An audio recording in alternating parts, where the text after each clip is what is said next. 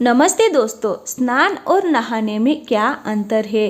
एक बार देवी सत्यभामा ने रुक्मणी से पूछा कि दीदी, क्या आपको मालूम है कि श्री कृष्ण जी बार बार द्रौपदी से मिलने क्यों जाते हैं। कोई अपनी ही बहन के घर बार बार मिलने थोड़ी ना जाता है। मुझे तो लगता है कुछ गड़बड़ है। ऐसा क्या है जो बार बार श्री कृष्ण द्रौपदी के घर जाते हैं। तो देवी रुक्मणी ने कहा, बेकार की बातें मत करो, ये बहन भाई का पवित्र संबंध है। जाओ, जाकर अपने काम करो। श्री कृष्ण समझ गए और कहीं जाने लगे तो देवी सत्यभामा ने पूछा कि प्रभु, आप कहाँ जा रहे हैं। तब श्री कृष्ण जी ने कहा कि मैं द्रौपदी के घर जा रहा हूँ। अब तो सत्यभामा जी और बेचैन हो गई और तुरंत देवी रुक्मणी से बोली, देखा दीदी, फिर वही द्रौपदी के घर जा रहे हैं। ये सुनकर श्री कृष्ण जी ने कहा कि देवी, क्या तुम भी हमारे साथ चलोगी। तो सत्यभामा जी तुरंत तैयार हो गई और देवी रुक्मणी से बोली कि दीदी, आप भी मेरे साथ चलो और द्रौपदी को ऐसा मजा चखाएंगे कि बस जीवन भर याद रखेगी। देवी रुक्मिणी भी तैयार हो गई। जब दोनों देवियाँ द्रौपदी के घर पहुँची तो देखा कि द्रौपदी अपने केस संवार रही थी। जब द्रौपदी केस संवार रही थी तो श्री कृष्ण ने पूछा, द्रौपदी, क्या कर रही हो। तो द्रौपदी बोली, भैया, केश संवार के अभी आई।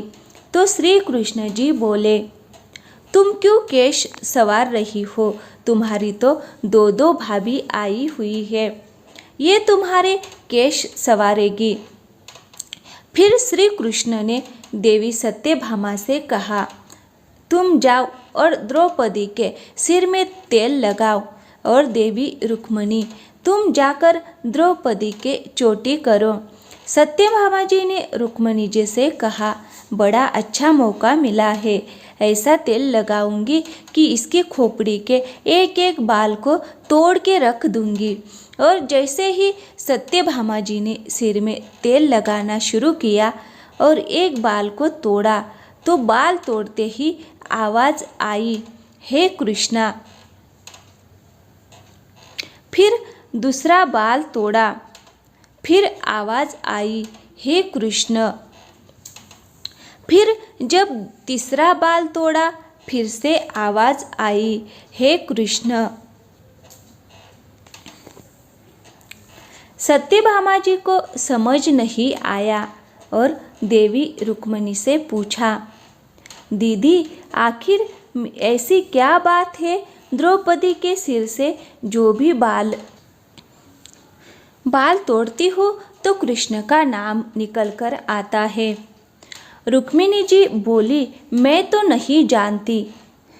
पीछे से श्री कृष्ण जी बोले, देवी सत्यभामा, तुम देवी रुक्मिणी से पूछ रही थी कि मैं दौड़ दौड़ कर इस द्रौपदी के घर क्यों जाता हूँ, क्योंकि पूरे भूमंडल पर, पूरी पृथ्वी पर कोई संत, कोई साधु, कोई सन्यासी, कोई साधक, कोई उपासक ऐसा नहीं हुआ जिसने एक दिन में 3.5 करोड़ बार मेरा नाम लिया हो। ये केवल ऐसी है जो एक दिन में 3.5 करोड़ बार मेरा नाम लेती है। वह प्रतिदिन स्नान करती है और हर बार स्नान के साथ मेरा नाम लेती है। इसीलिए उसके हर रोम रोम में मैं हूँ और इसीलिए मैं रोज उसके पास आता हूँ। इसे कहते हैं स्नान, जो देवी द्रौपदी प्रतिदिन किया करती थी। हम जो हर रोज साबुन और शैम्पू और तेल लगाकर अपने तन को स्वच्छ करते हैं, इसको केवल नहाना कहा गया है।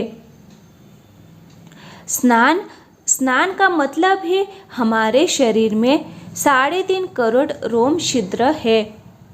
जब नारायण से पूछा गया, ये 3.5 करोड़ रोम छिद्र क्यों दिए गए हैं, तो नारायण ने कहा, जो भगवान का नाम लेता है तब जीवन में एक बार उसका स्नान हो पाता है। इसे कहते हैं स्नान, जो केवल द्रौपदी जी ने किया है।